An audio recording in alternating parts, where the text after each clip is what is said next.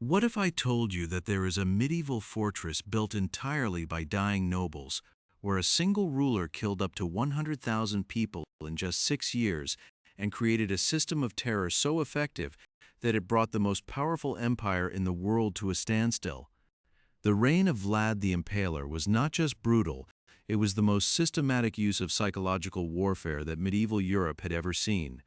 And what happened within the walls of his fortress will change your perception of human cruelty forever. On Easter Sunday, 1457, in Targovište, Wallachia, 500 nobles showed up for a feast. Every powerful family had received a personal invitation. Very posh, very official. The tables were richly set with roasted meat, fresh bread, and wine. Lots and lots of wine. Everyone thought it was just a feast. Free food. What could possibly go wrong? Spoiler alert. Everything could go wrong. Vlad had a vision. He wanted to build something. Not a defensive fortress, and not a royal palace. He saw a machine meant to generate fear. A place where you could show your enemies what happens when you mess with him. And honestly, he succeeded. Maybe even a little too well. Then Vlad stood up. He asked a question. How many princes have you seen rule in Wallachia? The old nobles started to brag. 30, 40, 50 different rulers. They laughed about it. They talked about how they had survived it all, how they had truly ruled the country while the princes came and went. Basically, it was the medieval equivalent of, "We've seen management come and go, boy." A huge mistake. Then Vlad asked the real question. Which of you helped murder my father and bury my brother alive? The doors slammed shut, guards came in, and everyone realized this was no party, it was a trap, and they had RSVP'd. The old nobles who admitted to killing his family, yes, some of them even raised their hands as if they were proud of it, were immediately impaled. Not outside, inside, in the hall. While everyone else watched, the stakes were already prepared. The younger nobles thought maybe they would be spared. We didn't kill his father. We're fine, right? Wrong. Vlad ordered them to start walking. 50 miles north into the mountains, still in their fancy Easter clothes, to Poenari Castle. You will rebuild my castle, he said, with your own hands. The consequence of refusal was death. They had no choice but to carry massive stones up a cliff. Their expensive clothes fell apart within a few hours. As it turns out, silk is not a particularly good building material. Their hands bled from the first day. Every day people died from heart attacks, falls, exhaustion. One man probably just sat down and said, "No, I'm done," whereupon they threw him off the cliff. The construction took months.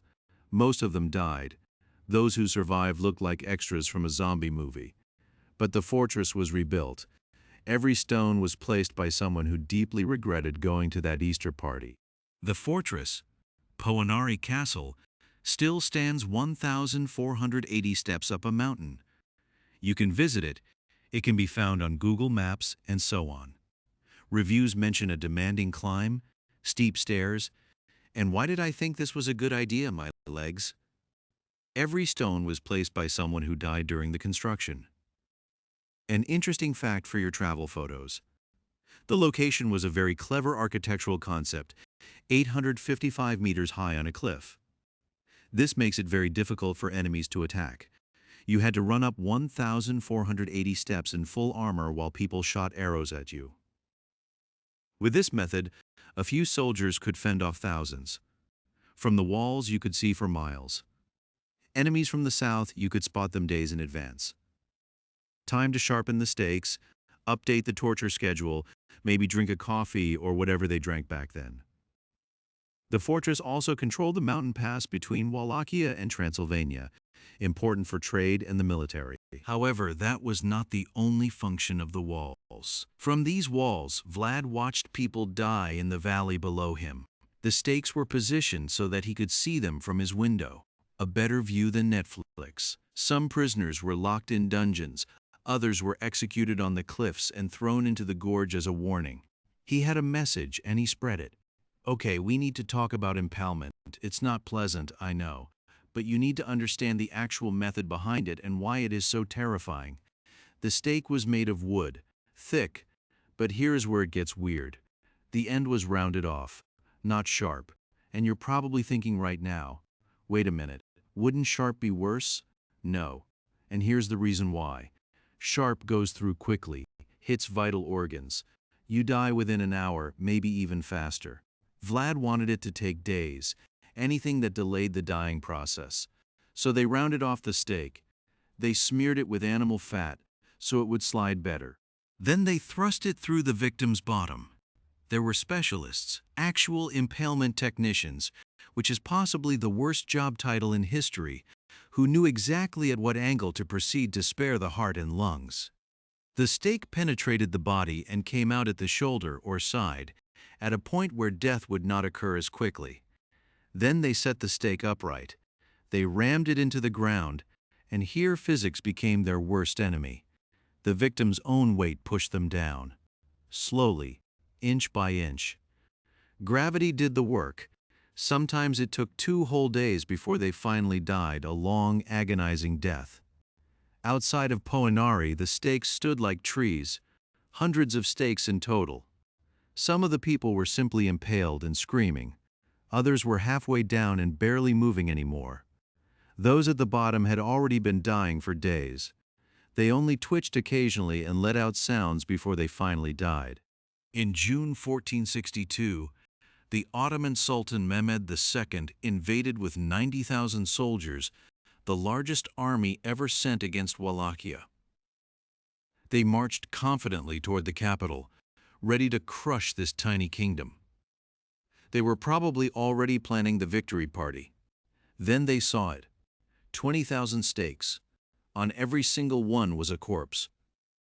Ottoman soldiers who had been captured in previous battles. Some had been dead for weeks, decomposed. Others were fresh. Some were still alive and letting out sounds that probably give the Turks nightmares to this day. The bodies closer to the road had been dead the longest. Bloated, black, decayed. Birds and insects had done their work. But further back were the bodies that were still fresh, with recognizable faces, and the smell, rotting flesh in the summer heat. Open wounds festering, bodily fluids of 20,000 people. Soldiers wrapped cloths around their faces, breathed through their mouths, anything to escape that smell. The Sultan himself, Mehmed the Conqueror, the man who breached the walls of Constantinople, who had thousands executed without batting an eye, is said to have stopped his horse. In shock, a Turkish chronicler who rode with him wrote it down. The Sultan's army could not advance. The sight was too horrific. The smell was too overwhelming. Even the Sultan, who had seen many wars, became sick at this sight. Mehmed turned his horse around. The Ottoman Empire, the most powerful military force in the world, retreated. Not because it lost a battle, but because it saw 20,000 stakes and said to itself, you know what? Maybe we don't need Wallachia that badly after all. That is how you use fear as a weapon. You don't fight the army. You just show them what happens to you if they win. Just briefly before we continue, if you want to see more videos like this, please click subscribe and leave a like, write us a comment and push the video with a hype. Thank you very much, and moving right along. But Vlad's cruelty was not random. Oh no, this man was organized, strategic. He probably had spreadsheets. Tuesday impale boyars, Wednesday rebuild fortress, Thursday traumatize the entire population, Friday cozy. In the winter of 1460, Vlad sent out an announcement. All the poor, sick, and homeless were to come to the palace for a feast. Sounds nice, right? Very charitable. Well, if you are in medieval Wallachia and receive this invitation, you get suspicious, right? We are, after all, talking about Vlad, a man whose idea of urban planning involves stakes. But you are also starving. You are truly starving, and he is offering free food. So what do? Hundreds came. Beggars, orphans, disabled people. They ate real food for the first time in their lives. They were happy. Finally, someone cared about them. Finally, a ruler who understood their suffering. Then Vlad asked, "Do you want to live without hunger, without pain, without suffering?" Everyone cheered. Yes, of course. Yes. Vlad walked out and locked the doors. Guards poured oil through the windows. Then they set it on fire. The building burned with everyone inside. It took hours. When it was over, only ashes remained. And Vlad had solved his poverty problem by eliminating the poor people. While that was technically a solution, it was definitely not the right one. Later, Vlad said to his nobles, "We had a poverty problem. I solved it," as if he had just completed a successful infrastructure project. Poverty has decreased by 100%. Mission accomplished. German records from the years 1462 to 1463 mention this. Multiple sources confirm that it happened this way. This man literally invited people to dinner and then set them on fire. That was not the end of Vlad's cruelty. Vlad placed a golden cup next to the city fountain. It was worth a fortune. Enough gold to feed a family for years. No guards, no chains, no sign saying, "Please do not steal." Anyone could take it.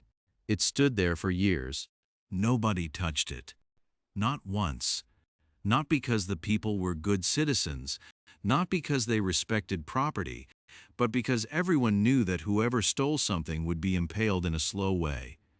This chalice was essentially a test and everyone passed it, because failing meant dying on a wooden stake over several days. This cup became famous. Travelers visited Wallachia just to see the cup that no one steals. Medieval tourism at its finest. In the spring of 1459, Ottoman messengers came to collect taxes. They wore turbans. In their culture, you never take off your turban. It is religious and very sacred. In Wallachia, you take off your hat to the prince.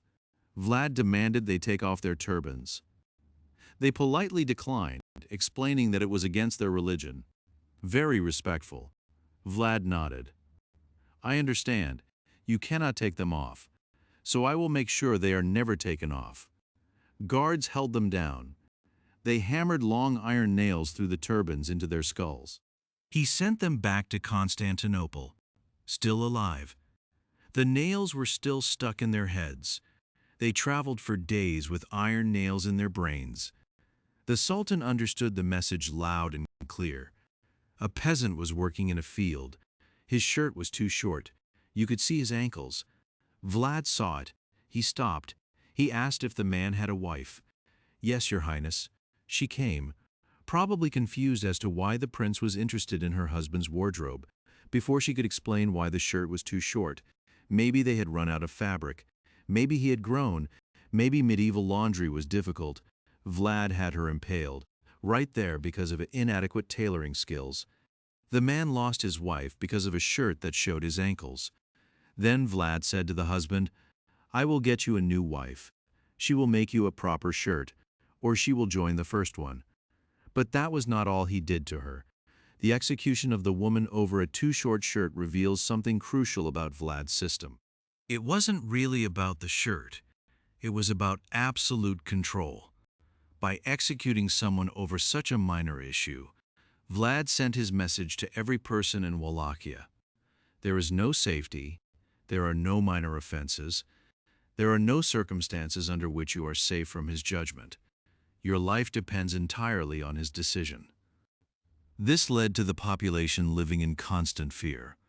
No one could ever relax or feel safe, because if you could be executed just for making the wrong shirt, what other small mistakes could mean death? This psychological state made it easier to control the population. They monitored each other. They informed on their neighbors. They became participants in their own oppression. In April 1459, the city of Brasov helped Vlad's enemies. A bad move. He responded by burning villages. When he reached Brasov, he could not breach the walls. They were too well defended. So he rounded up all the people outside the walls, over 1,000 people. He began impaling them in an open field, where the city could watch from the walls. Essentially medieval psychological warfare. A German woodcut from 1499 shows what happened next. Vlad sits at a table. He eats bread, he drinks wine, surrounded by hundreds of dying people on stakes. He eats dinner while the people scream. He casually eats his bread while thousands of people die around him. There are rumors that he occasionally paused to drink their blood, but these remain unconfirmed. What we know for sure, confirmed by multiple sources, is that this man actually sat down to eat in the middle of a forest of dying people and said, "Yes, this is fine. Please pass the salt." Vlad had a massive copper cauldron large enough for a person.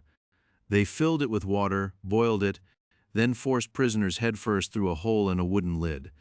The head boiled while the body remained outside, conscious, lucid, and feeling everything. German records say, and I wish this part weren't true, but multiple sources mention it, that he sometimes made other prisoners eat the boiled flesh. But after a while, his terrible regime did come to an end. When Vlad finally lost power in 1462, his brother Radu took over the rule with Ottoman help. Family drama at its finest. Vlad was imprisoned in Hungary for 12 years.